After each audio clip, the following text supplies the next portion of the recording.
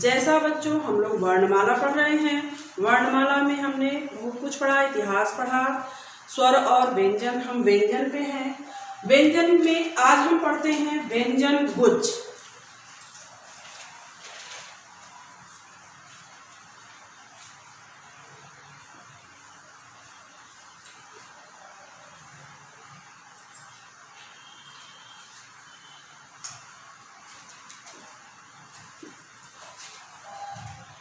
यह हमारा नया टॉपिक है व्यंजन गुच्छ। अब हम देखते हैं व्यंजन गुच्छ कहते किसे हैं, यह कैसे बनता है और एग्जाम में कैसे पूछे जाते हैं। व्यंजन गुच्छ को और हम क्या कहते हैं, द्वित्व वर्ण।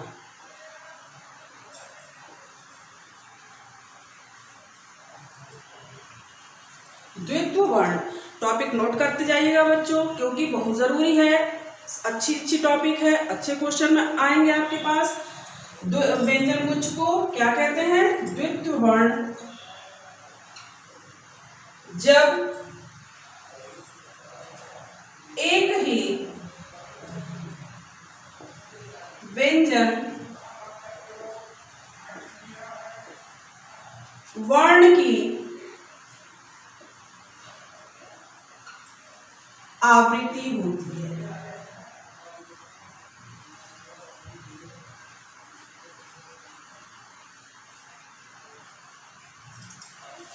व्यंजन गुच्छ उसे कहते हैं जो कि व्यंजन वर्ण की आवृत्ति एक साथ होती है। दो व्यंजन की आवृत्ति एक साथ होती है, मतलब एक पास पास एक साथ होती है, उसे हम व्यंजन गुच्छ कहते हैं। और उनमें एक अर्धमात्रिक होता है।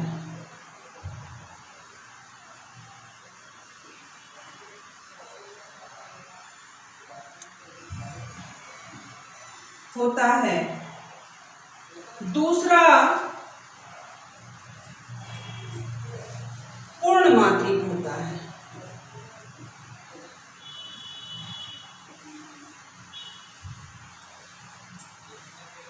है। तो उसे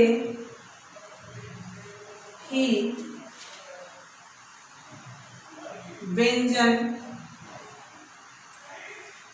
गुच्छ कहते हैं।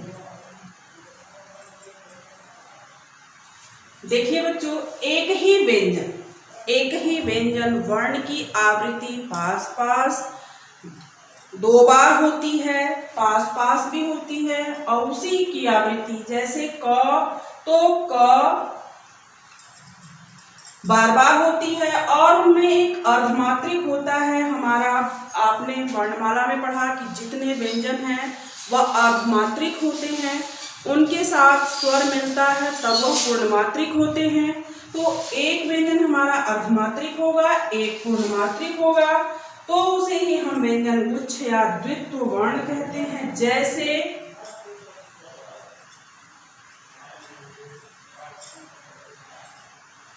दिल्ली। देखिए बच्चों, आ गया आपका दो, एक अर्धमात्रिक और एक पूर्णमात्रिक आ गया। इसी को हम व्यंजन गुच्छ कहेंगे। अगर पूछता है कि इसमें व्यंजन गुच्छ वर्ण कौन से हैं, तो आप क्या कहेंगे, ल। जैसे बच्चा,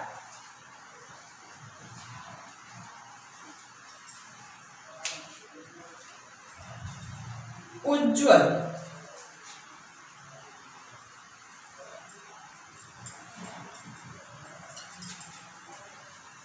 कभी कभी दोनों ही अर्धमात्रिक होते हैं, लेकिन एक ही आवृत्ति के होंगे, वही व्यंजन गुच्छ कहे जाएंगे। उज्ज्वल में यहाँ पे ये आपका व्यंजन गुच्छ है। सम्मुख, सच्चा, आपका इसमें यही आपका व्यंजन गुच्छ है। इसी से क्वेश्चन पूछेगा। फिर से हम बताते हैं, व्यंजन गुच्छ उसे कहते हैं जब एक ही व्यंजन वर्ण की आवृत्ति होती है और उनमें एक अर्धमात्रिक होता है, दूसरा पूर्णमात्रिक होता है, तो उसे ही व्यंजन गुच्छ या द्वित्व वर्ण कहते हैं। कभी कभी ऐसा भी होता है कि दोनों आवृत्ति तो एक ही होगी लेकिन दोनों अर्धमात्रिक होते हैं, उसमें भी आप व्यंजन गुच्छ ही उसे कहेंगे। उसे व्यंजन जैसे दिया है दिल्ली, देखिए व्यंजन गुच्छ में आप ही एक ही वर्ण की आवृत्ति हो रही है, एक अर्धमात्रिक है एक पूर्णमात्रिक है, इसमें आपकी दोनों अर्धमात्रिक है, यही है व्यंजन गुच्छ शब्द। जैसा बच्चों हमने व्यंजन गुच्छ पढ़ा, आप सभी को अब इसके विषय में जानकारी हो गई होगी, कहीं आप क्वेश्चन छोड़ेंगे नहीं, ये मेरा पूर्ण विश्वास है। अब अगले टॉपिक पे आते हैं, संयुक्ताक्षर।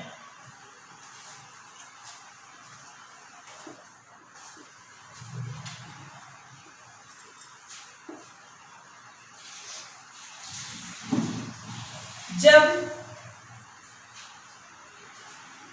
एक अर्धमात्रिक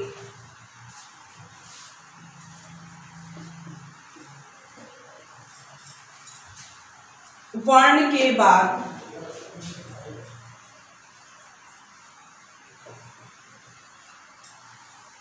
कोई दूसरा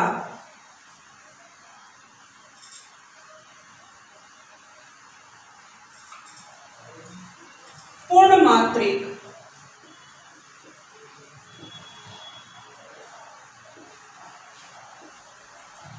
वर्ण आता है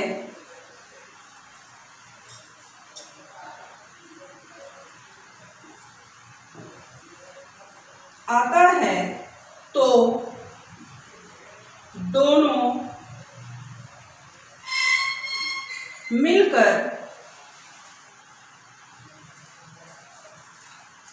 संयुक्ताक्षर बन जाते हैं।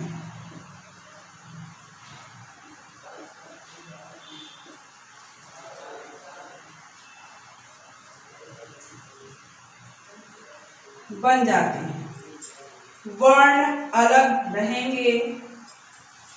संयुक्ताक्षर में आप व्यंजन गुच्छ में पढ़ा कि वर्ण की आवृत्ति एक तरीके की होगी, दोनों अगल बगल के वर्ण मिलते जुलते रहेंगे, लेकिन संयुक्ताक्षर में अलग अलग वर्ण होते हैं, बन जाते हैं, लेकिन वर्ण अलग अलग होते हैं।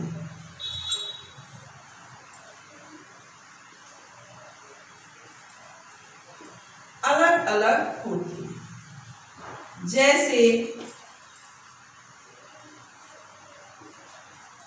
सत्य, आप यहाँ पे देखिए वर्ण अलग अलग हैं, एक अर्धमात्रिक है दूसरा पूर्णमात्रिक है, लेकिन आपके वर्ण क्या हैं, अलग अलग हैं।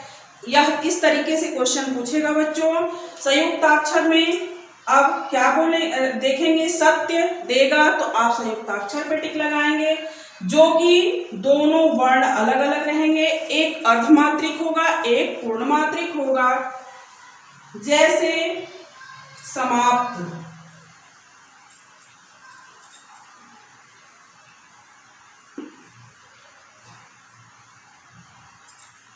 इसमें भी देखिए एक अर्धमात्रिक है एक पूर्णमात्रिक है, लेकिन वर्ण क्या हैं, अलग अलग हैं। अब हम इसे कहेंगे क्या, संयुक्ताक्षर। फिर से एक बार समझाते हैं, संयुक्ताक्षर उसे कहते हैं जब एक अर्धमात्रिक वर्ण के बाद कोई दूसरा पूर्णमात्रिक वर्ण आता है, पूर्णमात्रिक वर्ण आता है तो दोनों मिलकर संयुक्ताक्षर बन जाते हैं, लेकिन वर्ण अलग अलग होते हैं। जैसे सत्य, त प्लस य एक अर्धमात्रिक एक पूर्णमात्रिक, समाप्त आधा प प्लस त, आपका ये क्या हुआ, संयुक्ताक्षर। जैसा बच्चों आपने पढ़ा संयुक्ताक्षर, अब हम आप पढ़ते जाइए, नोट करते जाइए, एक एक पॉइंट आपके लिए इंपॉर्टेंट है। अगले पॉइंट पे आते हैं हम लोग, वर्ण विपर्य।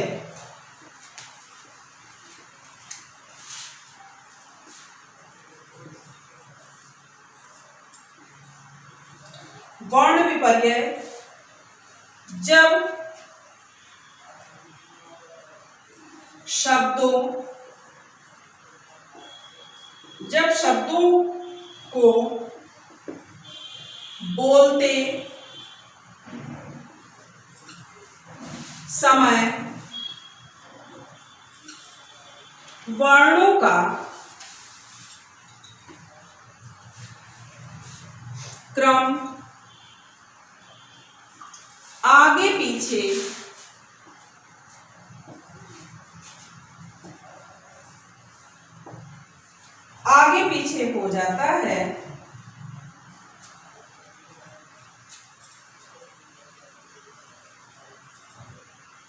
हो जाता है, तो उसे वर्ण विपर्यय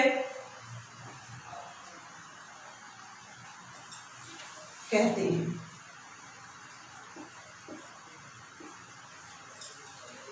फिर से देखिए बच्चों, वर्ण विपर्यय किसे कहते हैं? जब शब्दों को बोलते समय वर्णों का क्रम आगे पीछे हो जाता है, उसे हम वर्ण विपर्यय कहते हैं। जैसे चिन्ह,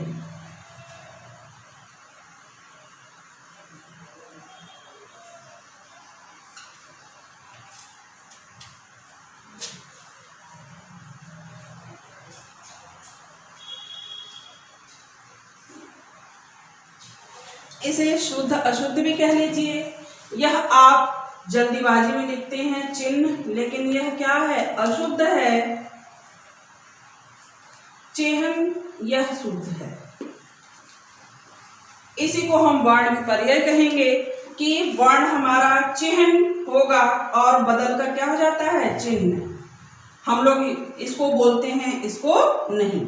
यह शुद्ध अशुद्ध में भी है, इसी को हम लोग वर्ण विपर्यय कहते हैं। जैसे बताशा, यह शुद्ध है और हम अशुद्ध का क्या बोलते हैं? बसाता।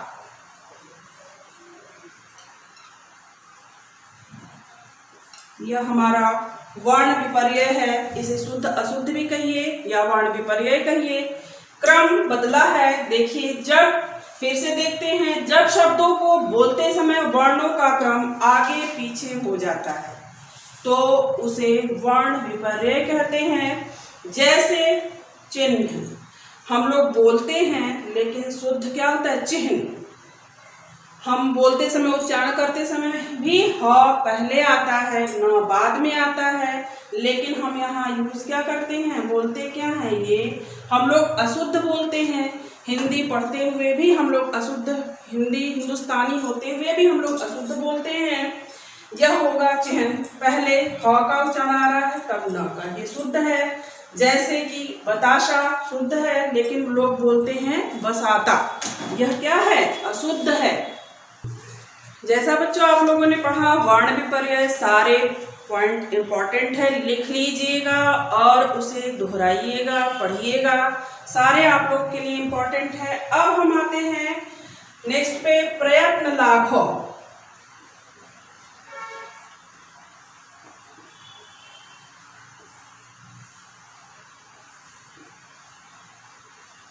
प्रयत्न मीन्स प्रयास, प्रयास। लाघव मीन्स कम, लाघव मीन्स कम, मतलब कम प्रयास करके जो हम शब्द बोलते हैं, जिस शब्द में हम प्रयास कम करते हैं, उसे हम प्रयत्न लाघव शब्द बोलते हैं। जैसे जब किसी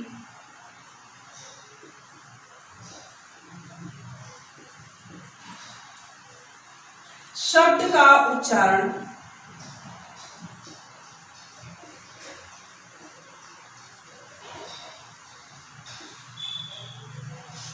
करते समय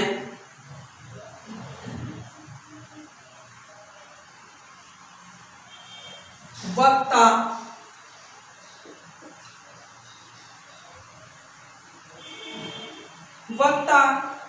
कम प्रयास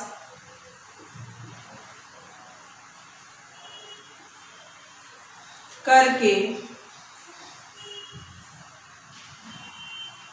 बोलता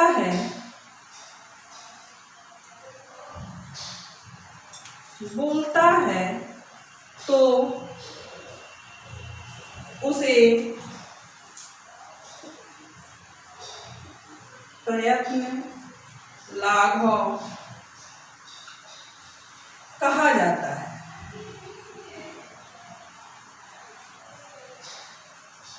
प्रयत्न लाघव कहा जाता है। जैसे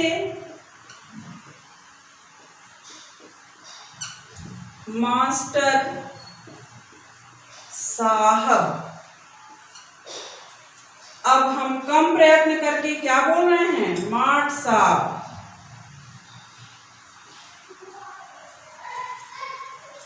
यह जो हम बोले हैं शब्द, यह हमारा प्रयत्न लाघव शब्द है।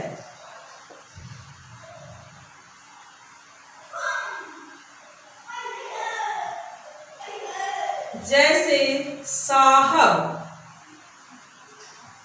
साहब, डॉक्टर साहब,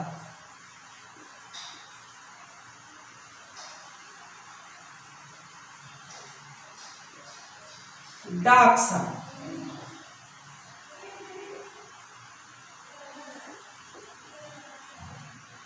डाक साहब, ये सब क्या है? हमारे प्रयत्न लाघव शब्द हैं। पूछेगा पेपर में, अगर दे देगा इन शब्दों को, पूछेगा इसमें प्रयत्न लाघव शब्द कौन से हैं, तो जो हम बोलते समय कम प्रयास करते हैं और उसे शॉर्टकट मार देते हैं, उसी को हम कहते हैं प्रयत्न लाघव। जैसे कि मास्टर साहब लिखा है माट साहब। देखिए फिर से, प्रयत्न लाघव कहते किसे हैं? जब किसी शब्द का उच्चारण करते समय वक्ता कम प्रयास करके बोलता है, वक्ता कम प्रयास करके बोलता है तो उसे प्रयत्न लाघव कहा जाता है। जैसे मास्टर साहब, हमने प्रयत्न कम किया, माट साहब बोल दिया, ये क्या है? प्रयत्न लाघव शब्द हैं। साहब, साहब, डॉक्टर साहब, डाक साहब, ये आपके प्रयत्न लाघव शब्द हैं।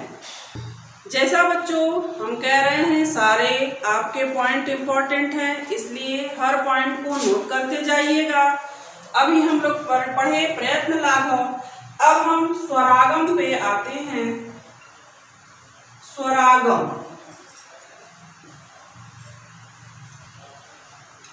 कहते किसे हैं? शब्दों का उच्चारण करते समय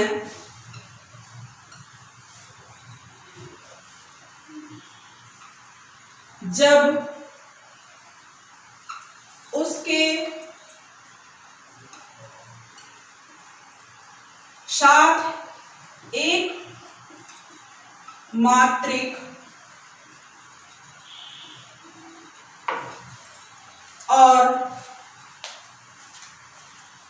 शब्दों का उच्चारण करते समय जब उसके साथ एक अतिरिक्त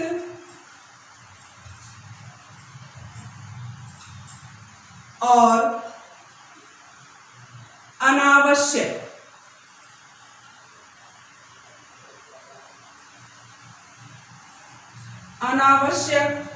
स्वर जोड़ दिया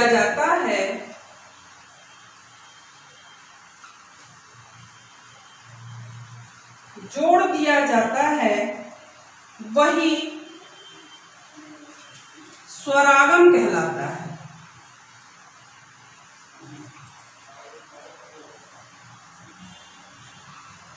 वही स्वरागम कहलाता है। जैसे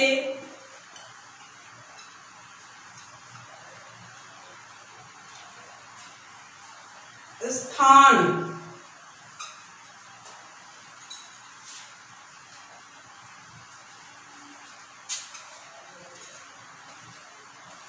स्कूल,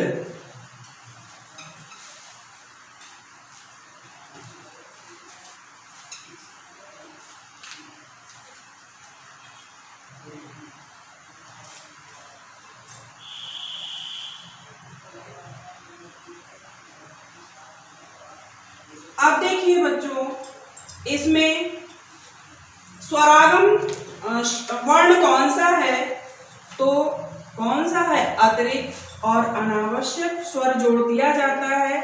यह आपका अनावश्यक स्वर है, अ और ई अनावश्यक स्वर है।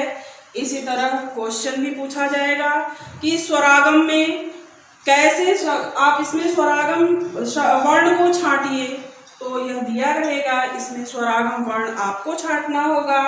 जैसा कि फिर से हम रिवाइज कर रहे हैं, शब्दों का स्वरागम कहते किसे हैं, शब्दों का उच्चारण करते समय जब उसके साथ, शब्दों का उच्चारण करते समय जब हम उसके साथ एक अतिरिक्त और अनावश्यक स्वर जोड़ दिया जाता है, जोड़ देते हैं अनावश्यक और अतिरिक्त, वही स्वरागम कहलाता है। जैसे आप लिखते हो स्थान, ऐसे आप उसमें जोड़ा क्या गया है, अ स्वर को जोड़ा गया है, यह स्वर हमारा स्वरागम है। जैसे स्कूल में ई स्वर जोड़ा गया है, यह भी स्वरागम वर्ण है। जैसा आप बच्चों आप सभी जानते हो कि सारे पॉइंट आपके वर्णमाला के अंतर्गत ही हैं। इन सारे पॉइंट से आपको क्वेश्चन आएंगे, सारे पॉइंट आप लोग जरूर नोट करिएगा। अगला पॉइंट हमारा है स्वर भक्ति।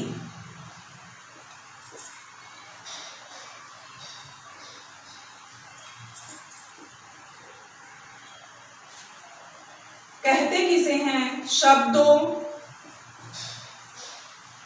का उच्चारण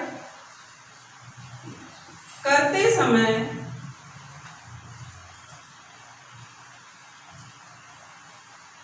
जब हम किसी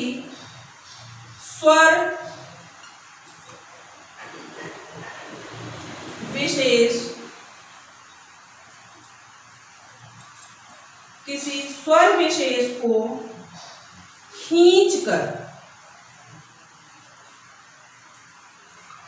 खींचकर बोलते हैं, स्वर भक्ति कहलाता है।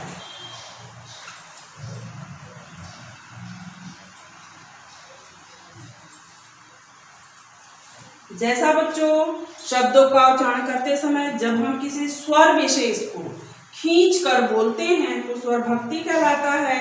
जैसे जितेंद्र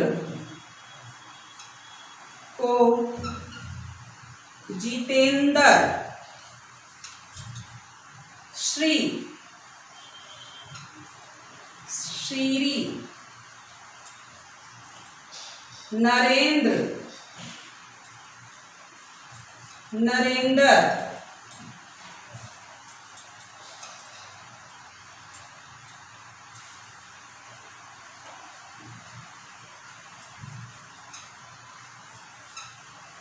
फिर से हम एक बार रिवाइज करते हैं। शब्दों का उच्चारण करते समय जब हम किसी स्वर विशेष को खींचकर बोलते हैं, किसी स्वर विशेष को खींचकर बोलते हैं, उसे हम स्वर भक्ति कहते हैं। जैसे जितेंद्र, तो क्या हम खींच रहे हैं, ए स्वर को हम खींच रहे हैं, तो जितेंद्र यह हमारा क्या है, स्वर भक्ति कहलाएगा। श्री को श्री, नरेंद्र को नरेंद्र खींच के जब बोलते हैं वही हमारी स्वर भक्ति कहलाती है। अगले पॉइंट पे हम आते हैं, वर्ण लोप।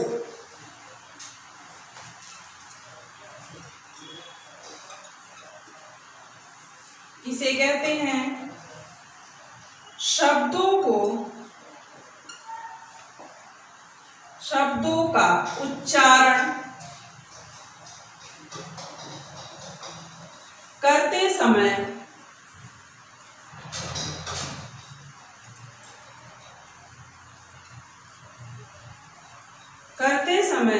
जब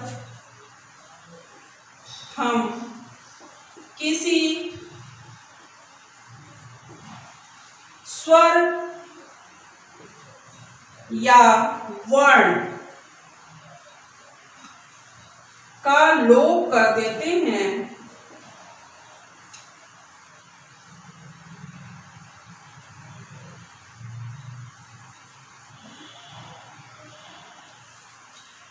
या उच्चारण नहीं करते उसे वर्णलोप कहते हैं।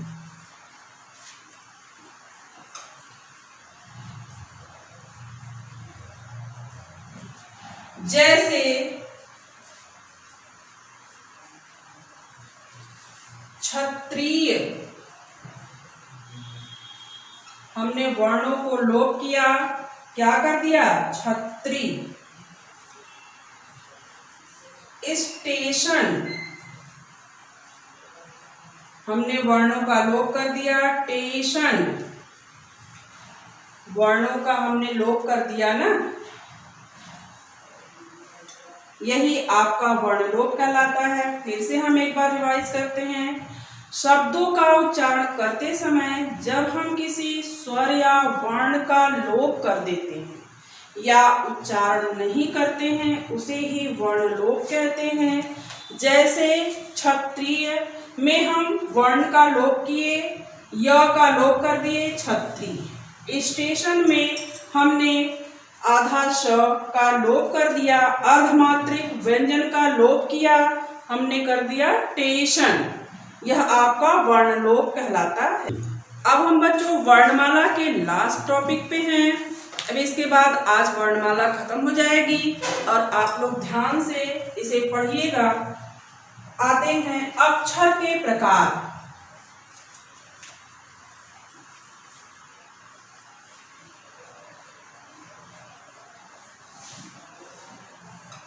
अक्षर के प्रकार। अक्षर कितने प्रकार के होते हैं? 2 प्रकार के होते हैं अक्षर। बद्धाक्षर, दूसरा मुक्ताक्षर। पहला होता है बद्धाक्षर, दूसरा मुक्ताक्षर। बद्धाक्षर कहते किसे हैं हम? शब्द का अंत, शब्द का अंत व्यंजन वर्ण से होता है। शब्द का अंत व्यंजन वर्ण से होता है, उसे हम बद्धाक्षर कहते हैं। बहुत इंपॉर्टेंट पॉइंट है बद्धाक्षर। शब्द का अंत किससे, किस वर्ण से होता है? व्यंजन वर्ण से होता है शब्द का अंत। जैसे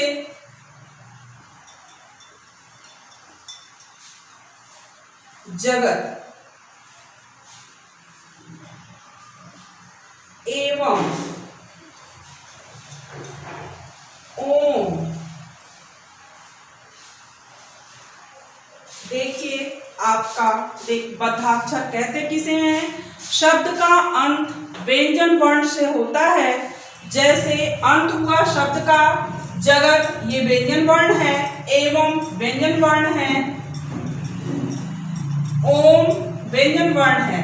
बद्धाक्षर का हमेशा ध्यान रखिएगा कि व्यंजन वर्ण से शब्द का अंत होगा। मुक्ताक्षर शब्द के अंत में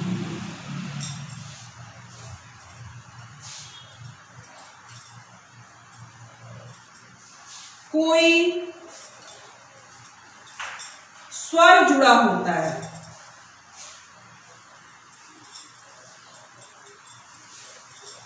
उसे हम क्या कहेंगे? मुक्ताक्षर कहेंगे। शब्द के अंत में कोई स्वर जुड़ा होता है, उसे हम मुक्ताक्षर कहेंगे। जैसे सम, सीता, मां, राधिका,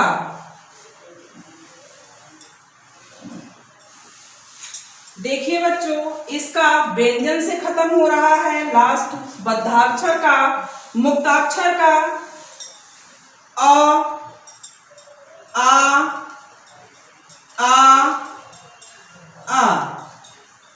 स्वर से इसका अंत हो रहा है। देखिए, स्वर जुड़ा होता है, स्वर से इसका अंत हो रहा है, स्वर जुड़ा हुआ है, यह मुक्ताक्षर कहलाता है। फिर से देखिएगा बच्चों, अक्षर के प्रकार, कितने प्रकार के अक्षर होते हैं? 2 प्रकार के होते हैं, बद्धाक्षर और मुक्ताक्षर।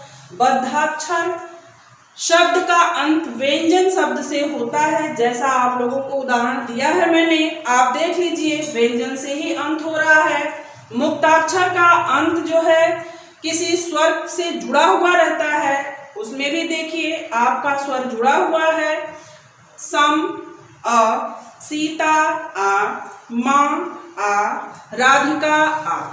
जैसा कि बच्चों आप लोगों ने वर्णमाला में इतने पॉइंट पढ़े, इतिहास, स्वर, व्यंजन, कहते किसे हैं, किस चीज को क्या कहते हैं, सारे आप लोगों ने पॉइंट पढ़े हैं। वर्णमाला आज आपका यहाँ पे खत्म होता है।